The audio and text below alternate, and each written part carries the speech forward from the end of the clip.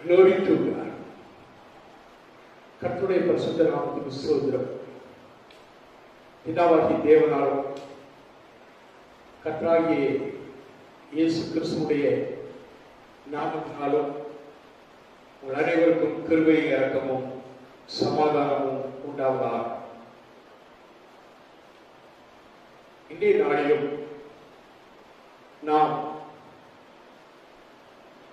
தியானமாக எடுத்துக்கொண்டு சத்திய வார்த்தை லூக்கா எழுதின சுவிசேஷம் 5ஆம் அதிகாரம்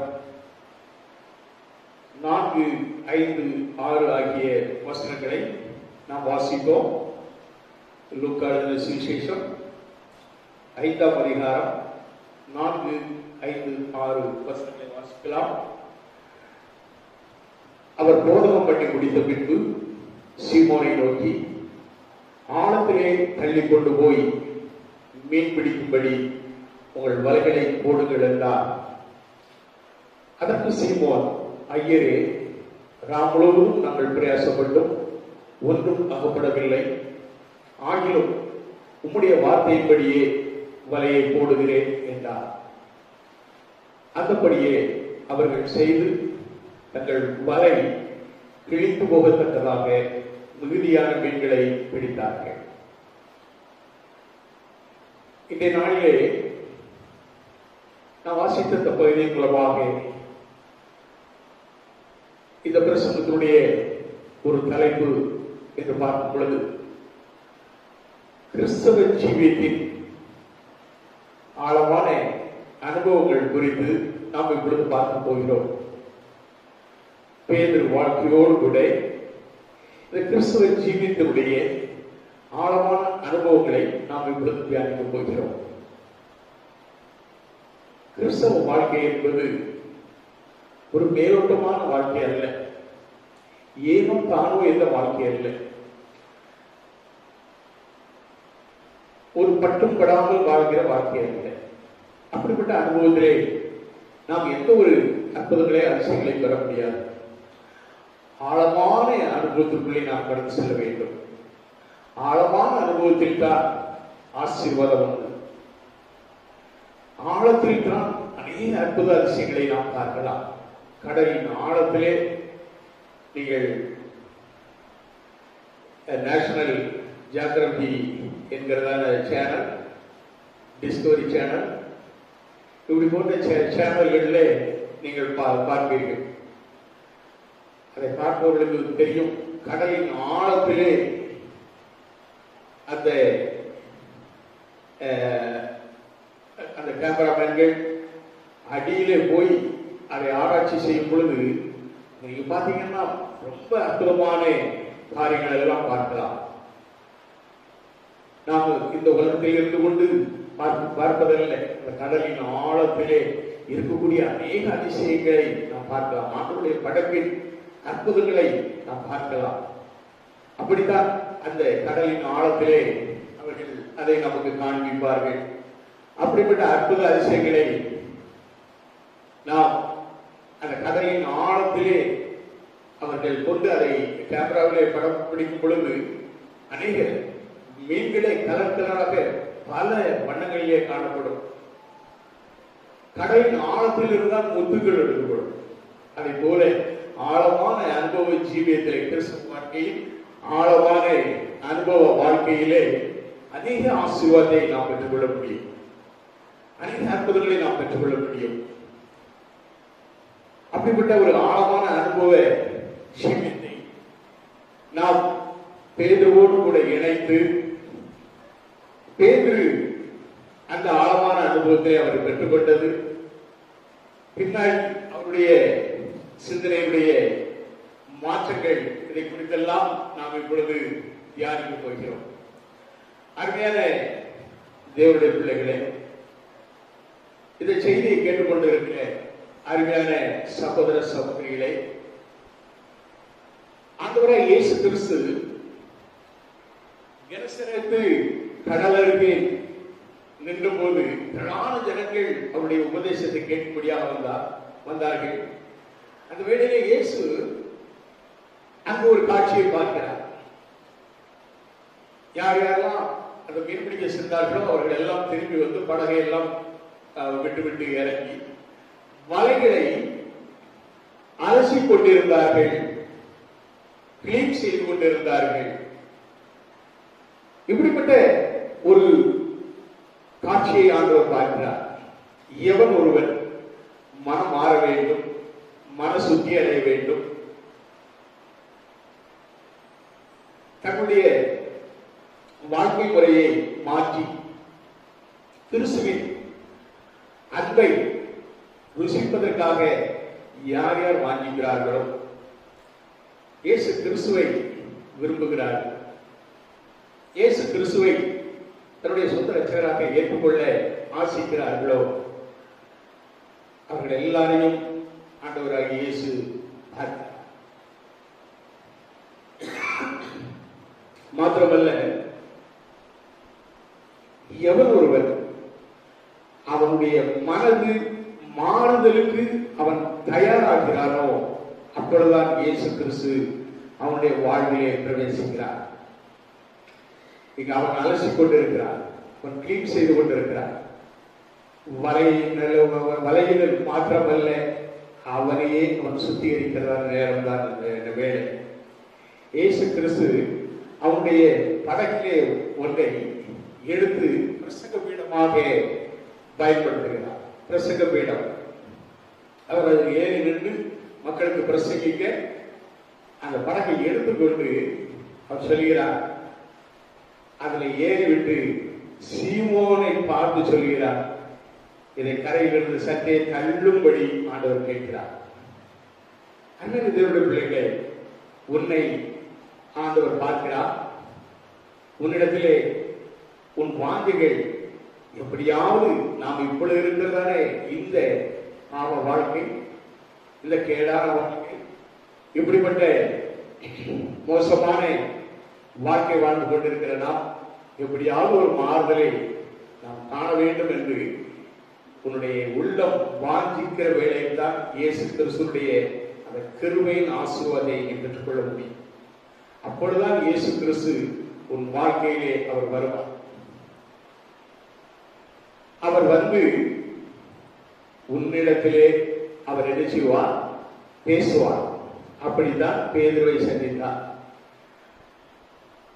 அவர் உன் வாழ்க்கையில் வரும் பொழுது, எப்பொழுது உன் வாழ்க்கை படகிலே ஆண்டவராகிய இயேசு கிறிஸ்து அமர்ந்து உனக்கு உபதேசிக்க ஆரம்பிக்கிறாரோ, உனக்கு போதகம் பண்ண ஆரம்பிக்கிறாரோ, அந்த வேளையில் இருந்து ஆண்டவர் உனக்கு தேவையான எல்லாவற்றையும் சந்திக்க அவர் வல்லவராக இருக்கிறார். உன் தேவைகளை, உன் வாழ்க்கை முறையை எல்லாவற்றையும் மாற்றி உன்னை ஆசீர்வதிக்க அவர் வல்லவராக இருக்கிறார். அதுதான் நம்முடைய ஆண்டவராகிய இயேசு கிறிஸ்துவுடைய தன்மை. இப்பொழுது பேதுருடைய படகை எடுத்த ஆண்டவர், பயன்படுத்திய ஆண்டவர் இப்பொழுது அந்த படகை விட்டு இறங்கி அவனை பார்க்கிறார். அவருடைய இயலாமையை பார்க்கிறார், அவருடைய நிலைமையை பார்க்கிறார், அவருடைய இல்லாமையை பார்க்கிறார். நம்முடைய ஆண்டவர் இல்லாதவைகளை இருக்கிறவைகளை போல அழைக்கிற தேவன். அவர் நிச்சயமாக உன் வாழ்வின் குறை என்ன, உன்னுடைய சூழ்நிலை என்ன, நீ எப்படிப்பட்ட நிலைமையில் இருக்கிறாய் என்பதை எல்லாவற்றையும் அறிந்த ஆண்டவர் பேதுருவை இப்பொழுது அவர் பார்க்கும் பொழுது, பேதுருடைய வாழ்க்கையிலே அவன் விடிய விடிய பிரயாசப்பட்டு வலைகளை வீசி அவன் எவ்வளவோ முயற்சித்தும் ஒன்றும் அகப்படவில்லை. இயேசு கிறிஸ்துவை சந்தித்த அந்த நிலைமையிலே அவர் கூறும் வார்த்தை அதுதான், ஆண்டவரே, ஐயரே, 4வது வசனம் 5வது வசனம் சொல்கிறது, ஐயரே, ராமளோடு நாங்கள் பிரயாசப்பட்டும் ஒன்றும் அகப்படவில்லை சொல்கிற வார்த்தை அதுதான். அதற்கு முன்பதாக ஆண்டவர் சீமோனை பார்த்து ஒன்றை சொல்கிறார். என்ன சொல்கிறார்? நீ போய் உன் வலையை ஆழத்திலே போடு என்று சொல்கிறார். வலையை என்ன செய்யணுமா? ஆழத்திலே போட வேண்டும் என்று அவர் சொல்கிறார். அந்த ஆழத்திலே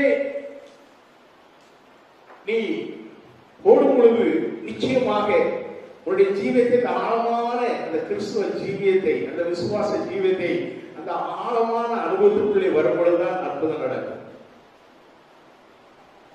முன்பாக பேதுரு சொல்கிறார், தன்னுடைய நிலைமையை சொல்கிறார், ஏழாமையை சொல்கிறார். ஐயரே, முழுவதும் பிரயாசப்பட்டேன். இதுல ஒரு காரியத்தை நாம் கவனிக்க வேண்டும்.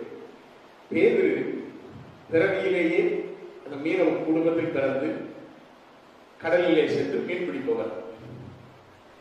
அவங்களுக்கு படிப்பறிவு என்பது அவ்வளவு இருக்காது.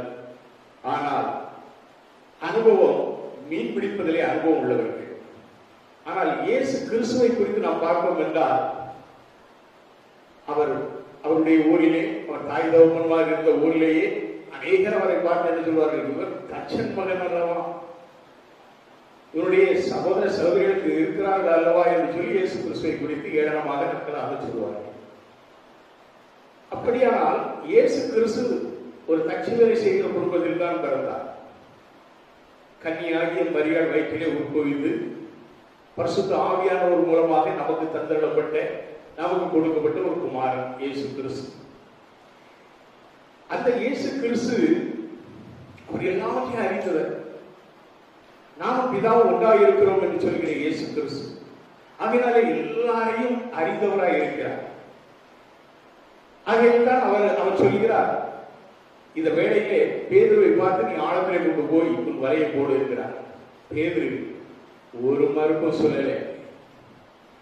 நீர் தச்சு வேலை செய்கிறவர், நாம் பிறவிலே மீன்பிடி குடும்பத்திலே பிறந்தவர், மீனவர் குடும்பத்தில் பிறந்தவர், எனக்கு நீர் சொல்லுகிறா என்று அவன் வாக்குவாதம் செய்கிறார்.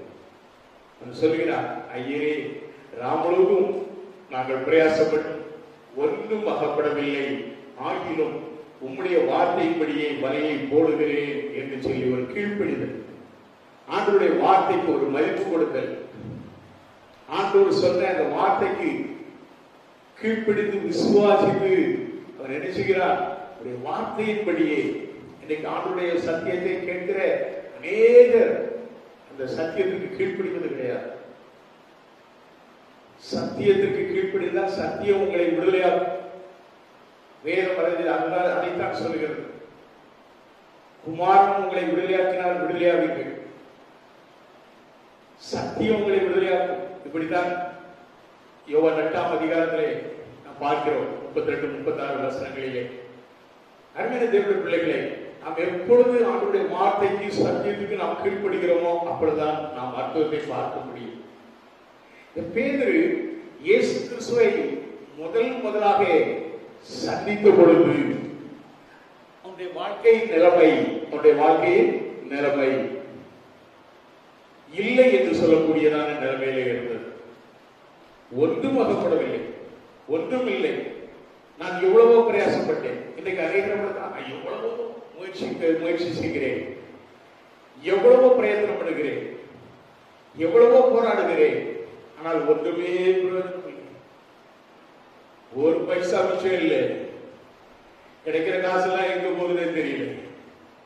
இப்படி சொல்லுகிற அநேகர்கள் கிறிஸ்துவை அல்லாத ஜீவியத்திலே நாம் ஒன்றும் ஒரு பைசா கூட மிச்சத்துக்கு நாம் பார்க்க முடியாது.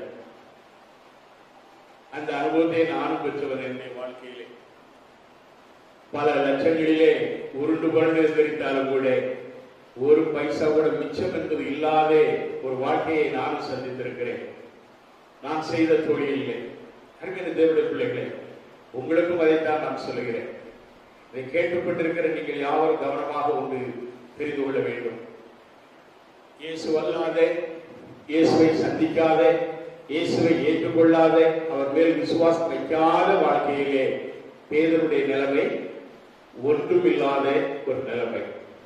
இப்பொழுது அவன் விசுவாசிக்கிறான், அவரை ஏற்றுக்கொள்கிறான்.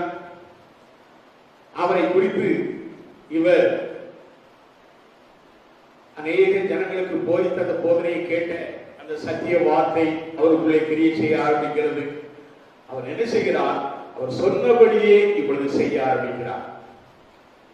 வேதம் அப்படித்தான் சொல்கிறது. எப்பொழுது உனக்கு ஆசீர்வாதம் வரப்போகிறது என்று சொன்னால் நீ ஆண்டவருடைய வார்த்தைக்கு கீழ்ப்படிந்து, அவருடைய சத்தியத்துக்கு கீழ்ப்படிந்து, அவருடைய கட்டளைகளின்படி நீ நடந்தா கர்த்தர் உன்னை ஆசீர்வதிப்பார். என்ன கண்டிஷன் ஆஃப் லைஃப்? பிளஸிங் வருவதற்கு முன்பதாக ஆண்டவர் சொல்கிற காரியம் தான், இன்றைக்கு உங்களை பரிசுத்தம் பண்ணிக் கொள்ளுங்கள், நாளைக்கு அற்புதத்தை பார்ப்பீர்கள். இன்று முதல் நான் உங்களை ஆசீர்வதிப்பேன். ஆனால் அதற்கு முன்பதாக நீங்கள் என்ன செய்ய வேண்டும்? உங்களை நீங்கள் மாற்றிக்கொள்ள வேண்டும். உங்களுடைய தவறான வழிகளில் இருந்து ஒரு மாறுதல் பெற வேண்டும், மனம் திரும்ப வேண்டும். ரட்சகராக இயேசு கிறிஸ்துவை உங்களுடைய சொந்த ரட்சகராக நீங்கள் ஏற்றுக்கொள்ள வேண்டும். இயேசுவை இந்த உலகத்தில் வந்து எந்த மனுஷனையும் பிரகாசிக்கிற ஒரு மெய்யான ஒளி, அவரை நீ ஏற்றுக்கொள்ள வேண்டும். இப்பொழுது பேதுரு அவனுடைய உள்ளத்திலே ஒரு மாறுதல், இயேசு கிறிஸ்துடைய இந்த சத்தியத்திற்கு அவர் கீழ்ப்படுகிறார், வார்த்தைக்கு கீழ்ப்படுகிறார், ஆழமான இடத்திலே வலைகளை வீசுகிறார். ஹல்லேலூயா. எசேக்கியேல் தீர்க்கதரிசியுடைய ஒரு அனுபவத்தை நாம் பார்க்கும் பொழுது எசேக்கியேல் 47ஆம் அதிகாரத்திலே நாம் பார்க்கிறோம். அவன் ஆற்றை தண்ணீரை கடக்க பண்ணினார் என்று நாம் 47:3 நாம் பார்க்கிறோம். அந்த தண்ணீரை கடக்க பண்ணும் பொழுது முதலிலே அந்த தண்ணீர் கழுக்காத அளவு இருந்தது. 4வது வசனத்திலே மீண்டும் அந்த தண்ணீரை 1000 முழம் அளந்து தண்ணீரை கடக்கும் பொழுது அந்த தண்ணீரின் ஆழம் இடுப்பளவாய் இருந்தது. அடுத்ததாக மீண்டும் ஒரு 1000 முழம் அளந்து அங்கே கடக்கும் பொழுது அது கடக்கக்கூடாத நதியாய் இருந்தது. தண்ணீர் நீச்சல் ஆழமும் கடக்க முடியாத நதியுமாய் இருந்தது. ஹல்லேலூயா. அருமையான தேவனுடைய பிள்ளைகளே, இதைத்தான் பெருமான் பாட்டாக பாடினார். முழங்கால் அளவும் போதாதையா, கணுக்கால் அளவும் போதாதையா, முழங்கால் அளவும் போதாதையா, நீந்தி நீந்தி மூழ்கணுமே, மிதந்து மிதந்து மகிழணுமே. வறுமையா போதகரே, வறுமையா போதகரே, வற்றாத ஜீவ நதியாக, வற்றாத ஜீவ நதியாக. பாடிய பாடல் இந்த வசனத்தில் இருந்துதான் பெர்க்மான்ஸ் அவர்கள் பாடினார். அருமையான தேவனுடைய பிள்ளைகளே, நம்முடைய அந்த ஜீவிதம், அந்த ஆவியிலே நாம் மூழ்கி மூழ்கி எழுந்திருக்கத்தக்கதாக அந்த ஜீவ நதியாகிய பரிசுத்த ஆவியானவருடைய அந்த அபிஷேகத்திலே நாம் மிதந்து மிதந்து மகிழ, மூழ்கி மூழ்கி மகிழ வேண்டும். அந்த அனுபவத்தில் தான் அநேக ஆசீர்வாதங்களை நாம் பார்க்க முடியும், அநேக அற்புதங்களை நாம் பார்க்க முடியும். மேலோட்டமாக வாழ்கிற வாழ்க்கையில் ஒரு பொழுதும் ஒரு அற்புதத்தையும் ஒரு அதிசயத்தையும் நாம் பார்க்க முடியாது. இதுதான் கிறிஸ்தவ வாழ்க்கையின் ஆழமான அற்புதம். நாம் அந்த ஆழத்திற்குள்ளே ஆண்டவர் நம்மை அழைத்து செல்லும் பொழுது பிரச்சனைகள் வரும், போராட்டங்கள் வரும், வேதனைகள் வரும். பல சூழ்நிலைகளிலே நாம் பல சங்கடங்களை, போராட்டங்களை எதிர்கொள்ள வேண்டிய நிலைமையிலே இருப்போம். ஆனாலும் கர்த்தராகிய இயேசு கிறிஸ்து நம்மோடு கூட வருவார், நம்மோடு கூட இருப்பார். அவர் நம்மை வெறுமனே விட மாட்டார், நம்மை தள்ளி விட மாட்டார், நம்மை கைவிட மாட்டார். நம்மோடு கூட இருந்து அற்புத அதிசயங்களை செய்து அந்த ஆழமான அனுபவத்திற்காக நாம் கடந்து வரும் பொழுது நாம் அநேக அற்புத அதிசயங்களை நாம் பெற்றுக்கொள்ளலாம். அதுதான் ஆண்டவராகிய இயேசு கிறிஸ்து நம்மை அழைத்து செல்லும் அந்த ஆழமான அனுபவம். இன்னைக்கு அநேக அதை விரும்புவதில்லை.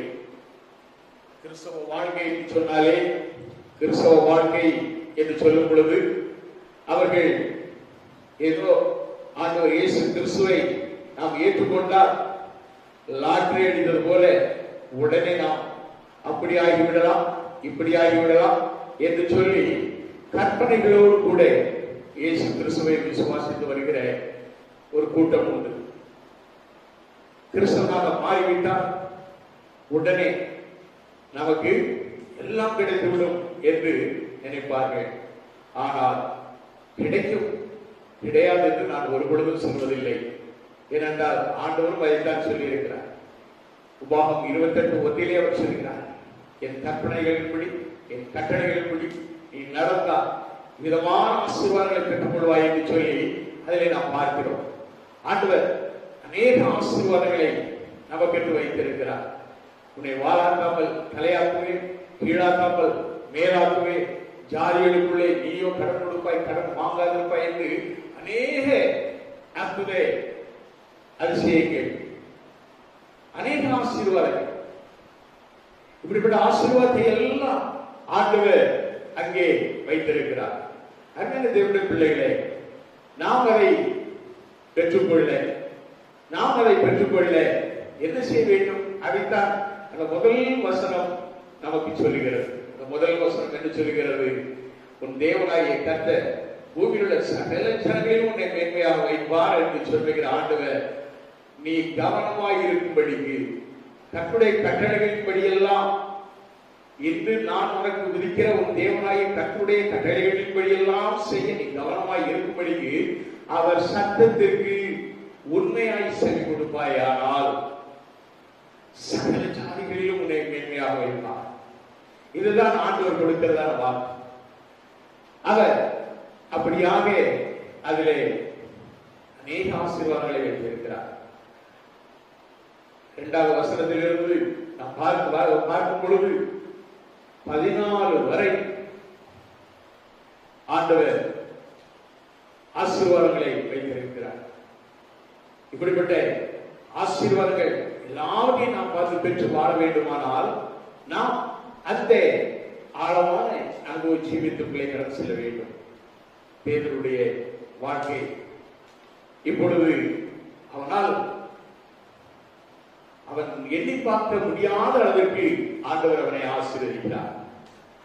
வேதம் சொல்லுகிறது 7வது வசனத்திலே 6வது வசனத்திலே சொல்லப்படுகிறது, அந்தபடியே அவர்கள் செய்து தங்கள் வலை கிழித்து போகத்தக்கதாக இறுதியான மீன்களை பிடித்தார்கள். அப்பொழுது மற்ற படகில் இருந்த கூட்டாளிகள் வந்து தங்களுக்கு உதவி செய்யப்படி சைகை காட்டினார்கள். அவர்கள் வந்து 2 படகுகளும் அகலத்தக்கதாக நிரப்பினார்கள் என்று சொல்லப்படுகிறது. அருமையான தேவனுடைய பிள்ளைகளே, இதுதான் பேதுரு ஆண்டவரிடத்திலிருந்து பெற்றுக்கொண்ட அற்புத அதிசயம். அதிசயம் பெற்ற உடனே அந்த அற்புதத்தை அவர் பார்த்த உடனே அவர் என்ன செய்கிறார்? ஆண்டவருடைய பாதத்திலே விழுந்து பணிகிறார். ஆண்டவர் நமக்கு நன்மை செய்த பொழுது நாம் முதலாவது ஆண்டவருக்கு என்ன செய்ய வேண்டும்? நம்மை தாழ்த்தி அர்ப்பணித்து ஆண்டவருக்கு ஒப்பு கொடுக்க வேண்டும். அதைத்தான் பேதுரு செய்வார். அவன் அப்படி பணிந்து தன்னுடைய நிலைமையை சொல்லுகிறார். ஆண்டவரே, நான் பாவியான மனுஷன் என்று 8வது வசனத்திலே சொல்கிறார். இந்த அற்புதத்தை அவர் பார்த்தபடினாலே ஒரு கலக்கமுட்டு, ஆண்டவரே, நான் பாவியான மனுஷன், என்னை விட்டு போகும் என்று சொல்லுகிறார். ஒரு புலம்பலாக ஒரு பயத்தோடு அந்த வார்த்தையை சொல்லுகிறார். ஆனால் ஆண்டவர் அவரை விட்டு போகவில்லை. ஆண்டவர் அவனுக்கு ஒரு வாக்கு கொடுக்கிறார். என்ன வாக்கு தெரியுமா? 10வது வசனத்திலே வாசிக்கும் பொழுது இயேசு சீமோனை நோக்கி, பயப்படாதே, இது முதல் நீ மனுஷரை பிடிக்கிறவனாய் இருப்பாய் என்று சொல்லுகிறார். மனுஷரை பிடிக்கிறவனாய் இருப்பாய் சொன்ன உடனே அவன் நான் இப்பொழுது மீன் பிடிக்கிற ஒரு மனிதன் இல்லை, மனுஷரை பிடிக்கத்தக்கதாய் கர்த்தரை ஆசீர்வதிக்கிறார் என்று சொல்லி அவனுக்கு கிடைத்த அந்த 2 படகுகளும் நிரம்பி ஒழியத்தக்கதான ஒரு அற்புதமான அந்த மீன்களை எல்லாம், அவனுடைய வாழ்வாதாரம் ஆசீர்வதிக்கப்பட்ட அந்த மீன்களை எல்லாம் அப்படியே விட்டு விடுகிறார். குடும்பத்துக்காரங்களே, நீங்க சொல்லுவாங்க, நான் இப்பொழுது கர்த்தருக்கு பின் சொல்ல போகிறேன். ஆண்டவருடைய அந்த ஆழத்தின் சத்தத்திற்கு கீழ்ப்படிந்து 11வது வசனம் சொல்கிறது, எல்லாவற்றையும் விட்டு அவருக்கு பின் சென்றார்கள் என்று சொல்லப்படுகிறது. இப்படித்தான் பேதுருடைய வாழ்க்கை கர்த்தரை பின் தொடர்ந்த வாழ்க்கையாக காணப்பட்டது. அதே பேதுருவை ஆண்டவராகிய இயேசு கிறிஸ்துவை பார்க்கிறார். அவரிடத்திலே சில வேளைகளிலே அவருடைய விசுவாச குறைவு, அவரிடத்தில் காணப்படுகிற பயம், அவரிடத்தில் காணப்படுகிற தடுமாற்றம் எல்லாவற்றையும் பார்க்கிறார். அப்படி பார்த்து விட்டுதான் ஒரு முறை அவர் சொல்லுவார். லூக்கா 22ஆம் அதிகாரம் 32வது வசனத்திலே நாம் வாசிக்கும் பொழுது சொல்லுவார்.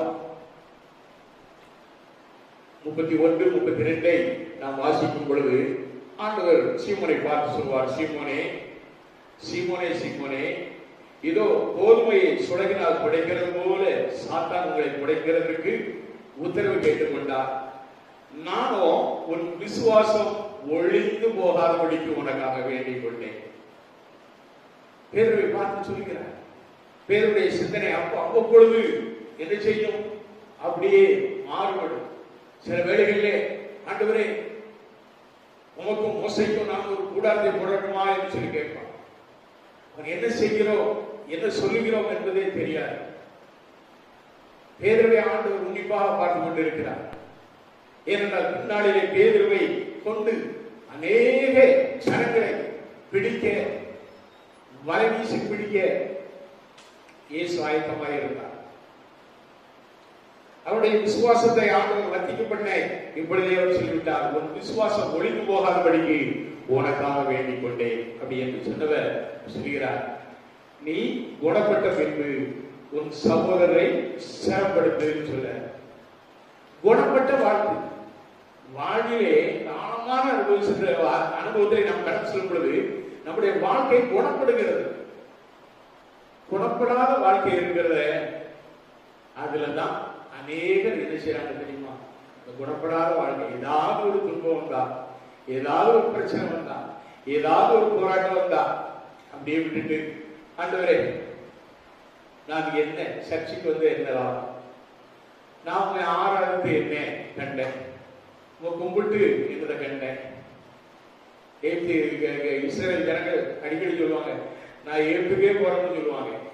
அப்படி அவர்கள் பழைய வாழ்க்கையிலே கண்ட அந்த ருசிக்காக தான் செல்வார்களே தவிர இயேசு கிறிஸ்துவிடத்திலிருந்து பெற்ற அற்புத அதிசயங்களை மறந்து விடுவார்கள்.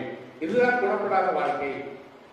ஆனால் குணப்பட்ட வாழ்க்கை என்பது இயேசு கிறிஸ்துவை நன்கு அறிந்த வாழ்க்கை, இயேசுவோடு கூட நடந்த வாழ்க்கை, அவரோடு கூட பயணித்த வாழ்க்கை, அவரோடு கூட இருந்து பெற்றுக்கொண்ட அற்புத அதிசயங்கள், அவர் நம்மோடு கூட இருந்து செய்த அநேக அதிசயங்கள். சீஷர்கள் போய் ஜெபித்த பொழுது, பிரசங்கித்த பொழுது அநேக நோயாளிகள் குணப்பட்டார்கள், அநேகர் ரட்சிக்கப்பட்டார்கள், அநேகர் இயேசுவை ஏற்றுக்கொண்டார்கள் என்று நாம் பார்க்கிறோமே. அப்படிப்பட்ட அந்த அனுபவம் இது எல்லாம் அந்த குணப்பட்ட வாழ்க்கையிலே என்ன செய்யும்? அவர்களிடத்தில் ஒரு பெரிய ஒரு மாறுதலை கொண்டு வரும், பெரிய ஆசீர்வாதத்தை கொண்டு வரும். அப்படிப்பட்ட குணப்பட்ட வாழ்க்கையில் தான் நாம் அடுத்தவர்களை ஸ்திரப்படுத்த முடியும், அடுத்தவர்களுக்கு நாம் இயேசு கிறிஸ்துவை அறிவிக்க முடியும். குணப்படாத வாழ்க்கையிலே நாம் ஒன்றுக்கும் உதவாதவர்கள். நம்முடைய வாழ்க்கையிலே நாம் ஒன்றையுமே நாம் என்ன செய்ய முடியாது, நாம் மற்றவர்களுக்கு சொல்ல முடியாது. எவ்வளவோ அற்புத அதிசயங்களை பெற்றிருப்போம், ஆனால் நம்முடைய வாய் என்ன செய்யாது, சாட்சி சொல்லாது. இது குணப்படாத வாழ்க்கை. குணப்பட்ட வாழ்க்கை கர்த்தர் நமக்கு செய்த நன்மைகளை நித்தமும் நினைத்து கர்த்தரை மகிமைப்படுத்தி, மாத்திரமல்ல அநேகருக்கு இயேசு நல்லவர், கர்த்தர் நல்லவர் என்பதை ருசித்து பாருங்கள் என்று நாம் ஆண்டவரை குறித்து சொல்லுகிறதான ஒரு மனிதனாக கர்த்தர் நம்மை மாற்றுவார். பேதுருவை பார்த்து சொன்னார், நீ குணப்பட்ட பின்பு உன் சகோதரை ஸ்திரப்படுத்துகிறார்.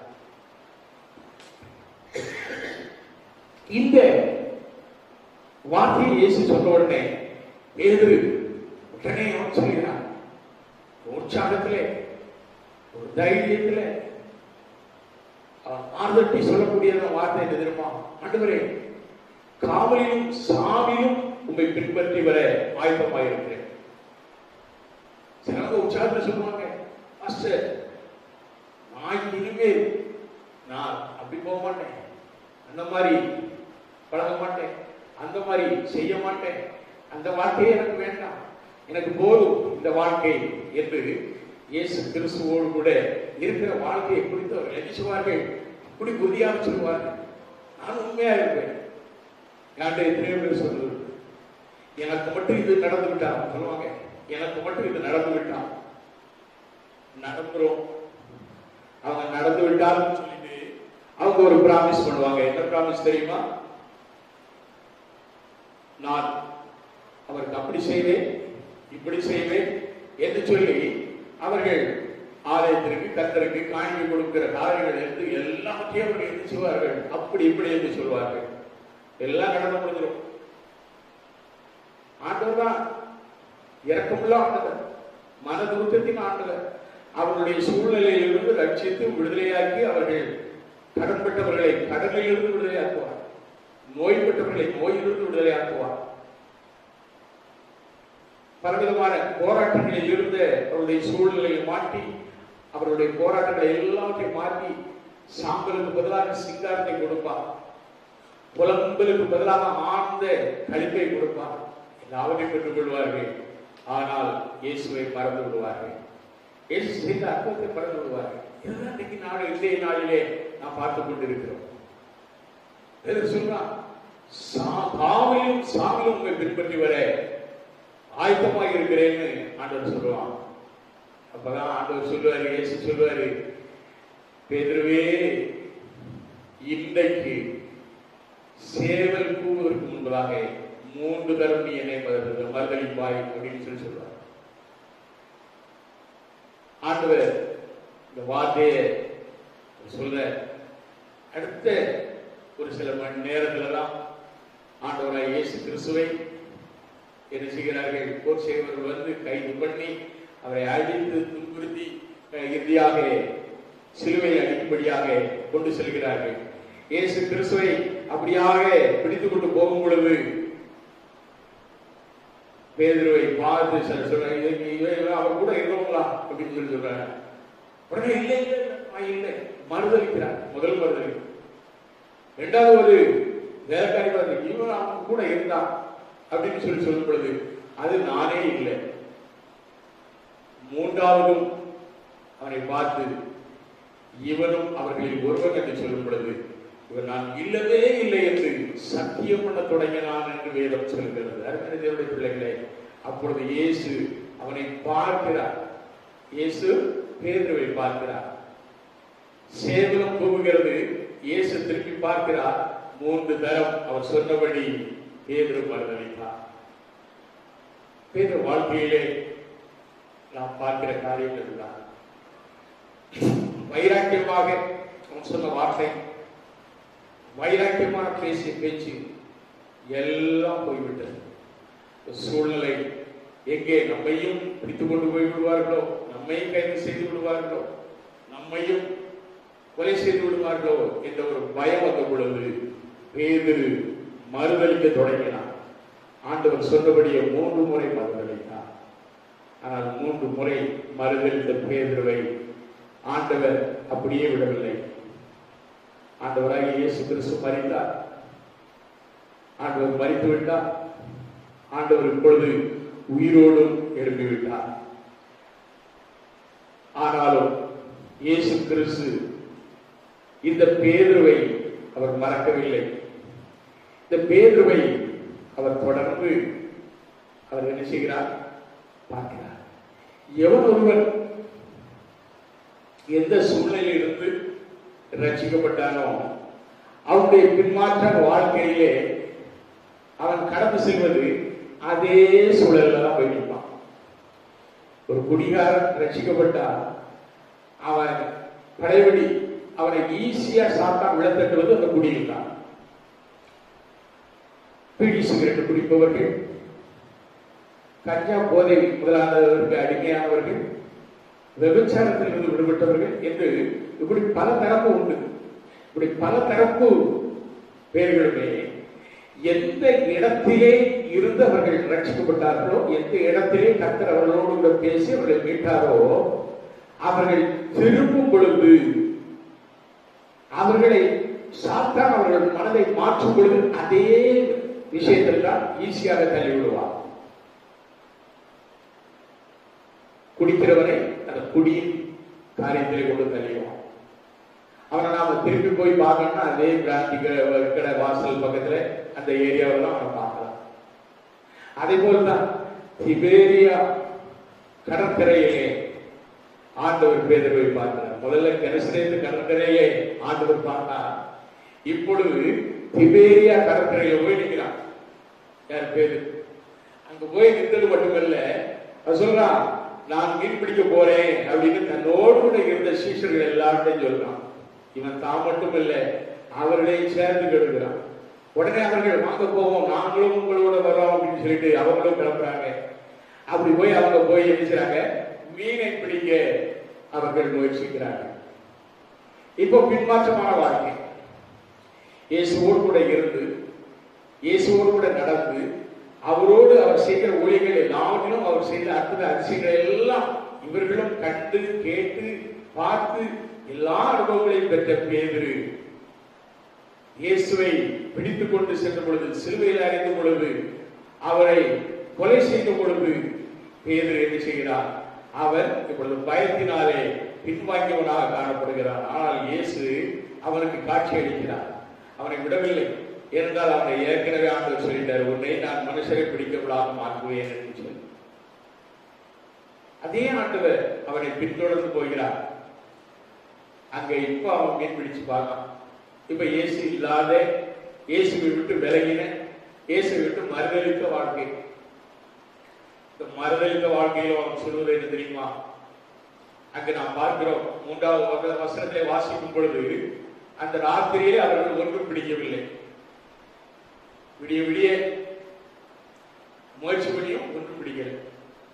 முதலாக லூக்கா 5ஆம் அதிகாரத்திலே 5வது வசனத்திலே நாம் பார்க்கிறோம், ராம் முழுதும் பிரயாசப்பட்டேன், ஒன்றும் அகப்படவில்லை என்றுதான் பேதுரு சொன்னான். இப்பவும் விடிய விடிய அவன் முயற்சி பண்ணி இந்த ராத்திரியிலே அவர்கள் ஒன்றும் பிடிக்கவில்லை. இப்ப விடிய காலம் ஆயிடுச்சு. இயேசு நினைக்கிறார். இயேசுவை பார்த்த சீஷர்கள் இவர்தான் இயேசு என்று அறியாமல் இருக்கிறாங்க. ஆனா இயேசு அவரை பார்த்து பார்க்கிறார், அன்போடு கேட்கிறார், பிள்ளைகளே புசிக்கிறதுக்கு ஏதாவது உங்களிடத்தில் உண்டா அப்படின்னு சொல்லி கேட்கிறாரு. அதற்கு அவர்கள் சொன்ன வார்த்தை ஒன்றும் இல்லை. அநேகர் அப்படித்தான், எந்தது கேட்டாலும் ஒன்றும் இல்லை, காசே இல்லை சொல்லுவாங்க. எல்லா வருமானம் ஓடும், நல்ல சம்பளம்லாம் இருக்கும். ஆனால் ஆண்டவருக்கு கொடுக்கும் மனது அவர்களிடத்திலே இருக்காது. ஆண்டவர் இதை எனக்கு கொடுத்தா, அவர் கொடுத்த பலத்தாலே நான் இதை சம்பாதித்தேன், அவர் கொடுத்த ஞானத்தாலே இதை சம்பாதித்தேன் என்று சொல்லி எண்ணுவதே கிடையாது. அதனால்தான் அவர்கள் ஆண்டவருக்கு கொடுக்க அவர்களுக்கு எண்ணமும் இருக்காது. ஆனால் அவர்களிடத்திலே போய் நீங்கள் ஏதாவது ஒன்று கேளுங்க, அது இல்லை, இது இல்லை, அப்படி இல்லை, இப்படி இல்லை என்று சொல்லி இல்லை என்றதான வாழ்க்கை அவர்கள் வாயிலிருந்தே, அவருடைய பேச்சிலிருந்தே நாம் கண்டுகொள்ளலாம். நிம்மதி இல்லை. காரணம் என்ன? அவரிடத்திலே உண்மை இல்லை. இந்த உண்மை இல்லாதனாலே கிறிஸ்துவை அந்த விசுவாசிக்கும், அந்த விசுவாசத்திலே அந்த இயேசுவை நம்பி வாழ்கிற வாழ்க்கையில் அந்த நம்பிக்கையில உண்மை இல்லாததுனாலே அவர்கள் வாழ்க்கையில் இல்லை என்கிறதான் அந்த சாத்தான் உள்ள வந்துடும். அந்த இல்லை என்ற வார்த்தை வரும் பொழுது அவர்கள் இல்லாமலே அப்படியே செய்கிறார்கள், போய்விடுகிறார்கள். அருமையான தேவனுடைய பிள்ளைகளை, இயேசு கிறிஸ்துவை நீ எப்படி ஏற்றுக்கொள்கிறாய்? எப்படி நீ இருக்கிறாய்? எப்படி நீ இயேசு கிறிஸ்துவோடு கூட வாழ்கிறாய்? அவர் உன்னோடு கூட உன்னுடைய வாழ்க்கை படகிலே, உன் வாழ்க்கை படகிலே அவர் என்ன செய்கிறார்? உன்னை சுக்கானை போல அப்படி திருப்பி உன் வாழ்க்கையை ஜீவ பாதையிலே, நெய்யாய் பொழிகிற பாதையிலே, ஆசீர்வாத பாதையிலே உன்னை அழைத்து கொண்டு போக அவர் நல்லவரும் வல்லவருமாகிய இயேசு. அவர்தான் நமக்காக என்ன செய்தார்? கல்வாரி சிலுவையிலே மரித்து உயிரோடு எழுந்து இன்றும் தேவனுடைய வலது பாசத்திலே இருந்து நமக்கு பரிந்து பேசுகிறவராக இருக்கிறார். ஐயோ என் பிள்ளை கஷ்டப்படுகிறது, ஐயோ என் பிள்ளை வேதனைப்படுகிறது, ஐயோ என் பிள்ளை நெருக்கத்தில் இருக்கிறது என்று சொல்லி பிதாவிடத்தை பரிந்து பேசி நமக்கு எல்லா ஆசீர்வாதத்தை கொடுக்க வல்லவராக இருக்கிறார். இயேசு கிறிஸ்துவை நீ விட்டு விலகினால் இல்லை என்று சொல்கிறதான வாழ்வுக்கு நீ தள்ளப்படுவாய். ஆனால் இயேசு பேதுருவை அப்படி விடவில்லை. சொல்றாரு, படவை நீங்க அப்படியே தள்ளி கொண்டு போய் வலதுபுறமாக வலையை போடுங்கள் அப்படின்னு சொல்லி சொல்றாரு. அப்பொழுது உங்களுக்கு மீன்கள் அகப்படும் அப்படின்னு சொல்ற உடனே அவங்க என்ன செய்றாங்க?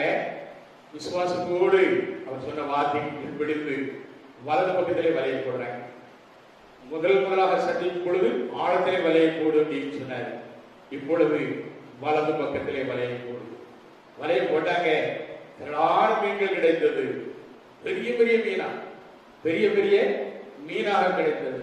அது அவங்களால என்ன செய்ய முடியல, அப்படியே இழுக்க முடியாத அளவுக்கு இழுத்து கொண்டு வராங்க. அவர்கள் அந்த மீனை கொண்டு வந்து கரையிலே கொண்டு வந்து சேர்க்கிறார். 153 மீன், பெரிய மீன் இருந்தது என்று சொல்லி 11ஆம் வசனத்திலே நாம் பார்க்கிறோம். 153 மீன், பெரிய பெரிய மீன். ஆண்டவர் அப்படியாக மறுபடியும் அவர்களை ஆசீர்வதிக்கிறார். ஆசீர்வதிப்பதோடு மாத்திரமல்ல, மீண்டும் ஒரு அழைப்பு கொடுக்கிறார். நாம் யோவான் 21ஆம் அதிகாரம் 15, 16, 17 வசனங்களையே வாசிக்கும் பொழுது மீண்டும் ஆண்டவருடைய அழைப்பு. அருமையான தேவனுடைய பிள்ளைகளே, ஆண்டவருடைய அழைப்பின் சத்தத்திற்கு நாம் கீழ்ப்படிய வேண்டும். இயேசு உன்னையும் என்னையும் அழைக்கிற ஆண்டவர், தெரிந்து கொண்ட ஆண்டவர். ஒவ்வொருவரையும் எதற்காக ஆண்டவர் அழைத்தாரோ அந்த அழைப்பிலே அவர் மகிமைப்படுகிறவராய் காணப்படுகிறார். நாம் அந்த அழைப்புக்கு பாத்திரவான்களை நாம் நடக்க வேண்டும். நாம் அப்படி நடந்தால் கர்த்தர் நிச்சயமாக நம்முடைய வாழ்க்கையிலே அற்புத அதிசயங்களை செய்வார். அநேக ஆசீர்வாதங்களை நம்ம கையில் விடவே மாட்டார். நீ இப்படி போய்யா போயின்னு சொல்லிவிட்டு விட மாட்டார். அவர் மீண்டும் உன்னை வரைய, உன்னை மாற்ற, உன்னை அவர் தன்னோடு இழுத்துக் கொள்ள, தன்னோடு சேர்த்துக் கொள்ள ஆயத்தமாக இருக்கிறார். இப்பொழுது பின்மாற்றத்தோடு காணப்பட்ட பேதுருவை பார்த்து ஆண்டவர் சொல்கிறார். என்ன சொல்கிறார் தெரியுமா?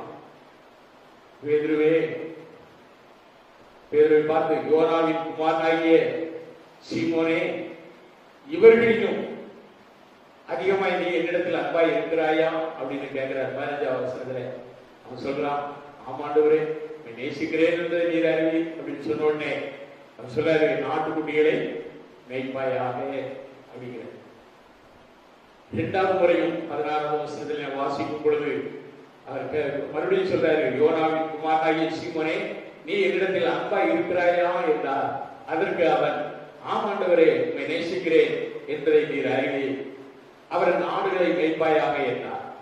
2வது தடவை அப்படி கேட்டதுக்கு அவனுடைய பதில் அப்படி இருந்தது, ஆமாண்டவர். இப்பொழுது 3வது முறையாக அவர் கேட்கும் பொழுது ஒரு வித்தியாசம். சீமோனே, யோனாவின் குமாரனாகிய சீமோனே, நீ என்னை நேசிக்கிறாயா என்றார். பாருங்க, 2 முறை என் மேல் அன்பாய் இருக்கிறாயா என்று கேட்டவர், என்னிடத்தில் அன்பாயா இருக்கிறாயா என்று கேட்டவர் இப்பொழுது கேட்கிறார், என்னை நேசிக்கிறாயா. அன்புக்கு நேசத்திற்கு வித்தியாசம் உண்டு.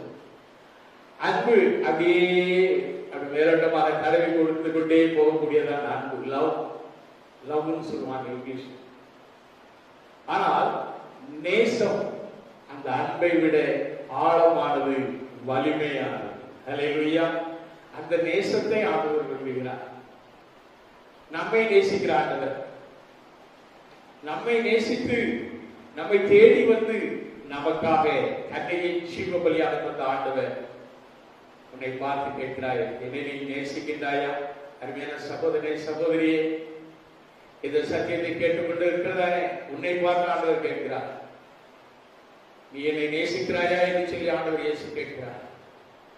நீ என்னை விட்டு பின்மாற்றமாக காணப்படுகிறாயே, என்னை விட்டு வழிவிலகி செல்கிறாயே, என்னை விட்டு விலகி போகிறாயே, என்னுடைய அன்பை விட்டு, என் மேல் வைத்திருந்த விசுவாசத்தை விட்டு நீ இப்படி வழிவிலகி போகிறாயே என்று சொல்லி உன்னை பார்த்து கேட்கிறார், என்னை நீ நேசிக்கின்றாயா? பேரு அந்த வார்த்தையை கேட்ட உடனே அவன் சொல்கிறான், ஆண்டவரே என் எல்லாவற்றையும் அறிந்திருக்கு. அப்பதான் சொல்றான், எல்லாவற்றையும் சகலத்தையும். யோபு பக்தன் 42:2 சொல்வார், தேவனின் சகலத்தையும் செய்ய வல்லவர், அவர் செய்ய நினைத்தது தடைபடாது என்பதை அறிந்திருக்கிறேன் என்று சொல்லுவார். ஆண்டவராய் இயேசுவாலே கூடாத காரியம் ஒன்றும் எல்லாவற்றையும் அறிந்தவர், உன்னை குறித்து எல்லாவற்றையும் அறிந்திருக்கிறார். நீ எந்த நிலைமையிலிருந்து எந்த நிலையில் நீ தள்ளப்பட்டிருக்கிறாய் என்பதை ஆண்டவர் அறிவார். நீ ஒப்புக்கொடு. ஆண்டவர் உன்னை பார்த்து கேட்கிறார், மகனே மகளே, உன் இருதயத்தை எனக்கு தாய் என்று சொல்லி கேட்கிறார். என்னை நீ நேசிக்கிறாயா என்று சொல்லி கேட்கிறார். ஆண்டவர் இயேசு கிறிஸ்துவை நேசித்தார்.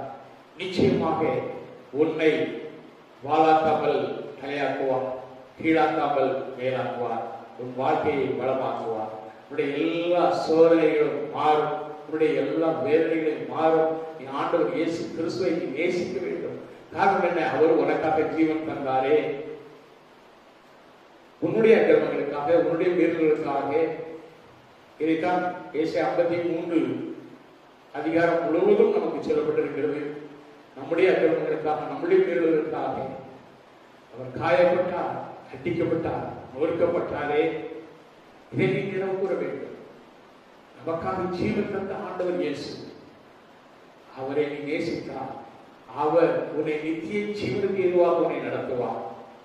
உன்னுடைய வாழ்க்கை, உன்னுடைய ஜீவிதம் இந்த ஆழமான அனுபவத்திலே ஆசீர்வாதத்தை அடையும். அற்புத அதிசயங்களை காணபடி செய்வார். இதோ நான் உன்னை அதிசயங்களை காணப்படுவேன் என்று சொல்லி ஆண்டவர் சொன்னாரே, அந்த அதிசயங்களை நீ காணும்படியான ஒரு பாக்கியத்தை பெறுவார். இந்த கிறிஸ்துவ ஜீவியத்துடைய இந்த ஆழமான அனுபவத்திற்குள் நீ உன்னை ஒப்புவி. ஆண்டவர் சொன்னார், உலகத்திலே உங்களுக்கு உபத்திரவம் உண்டு, ஆனாலும் கடந்து கொள்ளுங்கள், நான் இந்த உலகத்தை ஜெயிப்பேன் என்று சொல்லி சொன்னார். யோவான் 16ஆம் அதிகாரம், அதிலே நாம் இந்த வசனத்தை பார்க்கலாம். 33ஆவது வசனத்திலே, உலகத்தில் உங்களுக்கு உபத்திரவம் உண்டு, ஆனாலும் கடந்து கொள்ளுங்கள், நான் உலகத்தை ஜெயித்தேன் என்று சொன்னார். எந்த சூழ்நிலையிலும், எந்த விதமான வேளையிலும் நாம் சிக்கி தவிக்கும் பொழுது ஆண்டவர் நம்மை அப்படியே விட்டு விடுவதில்லை. நம்மை தூக்கி நிறுத்தி, நம்மை ஆளாக்கி ஆசீர்வதிக்க வல்லவராய் இருக்கிறார். அருமையான சகோதர சகோதரிகளே, உன் சூழ்நிலைகள் எப்படிப்பட்டதாக இருந்தால் கர்த்தர் உன்னை நேசிக்கிறார். நீ அவரை நேசிக்கிறாயா?